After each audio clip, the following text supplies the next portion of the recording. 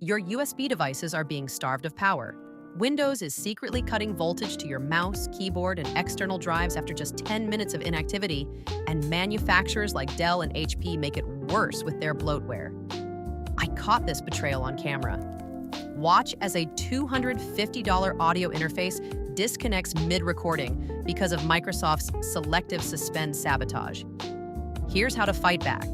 Open PowerShell as admin and paste powercfg setdcvalueindex. Scheme current 2A737441, 1930-4402, 8D77, B2B-BI308A3. 48E6B7A6, 505-4782, A5D4, a 53BB, FR786 Bloatware to kill this feature forever.